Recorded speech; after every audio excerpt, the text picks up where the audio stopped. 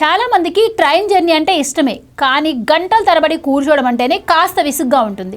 అందుకే AP government bullet train అనే ఒక కొత్త వండర్ని తీసుకొస్తుంది. ఇప్పుడు హైదరాబాద్ నుంచి విజయవాడ వెళ్ళాలి అంటే 6 గంటలు టైం పడుతుంది.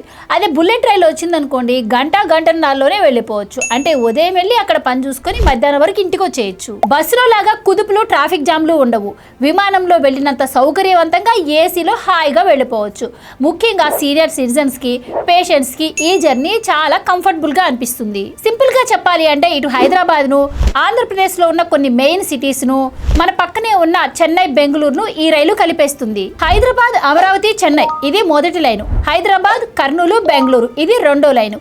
విజయవాడ, విశాఖపట్నం ఇది ఫ్యూచర్లో రాబోయే 3వ లైను. చాలా మంది ఇంత స్పీడ్గా వెళ్లే రైళ్లు మనకెందుకు అనుకోవచ్చు, కానీ ఈ ట్రైన్ వెళ్లే రూట్లో కొత్తగా స్టేషన్స్ కడతారు. ఆ స్టేషన్స్ వస్తే దాని పక్కన హోటళ్లు, రెస్టారెంట్లు, కంపెనీలు, మాల్స్ కూడా వస్తాయి.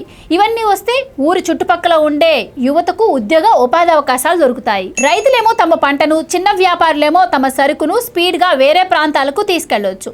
దూరం తగ్గడం వల్ల బిజినెస్ డీల్స్ బాగా జరుగుతాయి. బుల్లెట్ రైలు స్టేషన్స్ వచ్చే ఊరి చుట్టుపక్కల భూముల విలువ బాగా పెరుగుతుంది.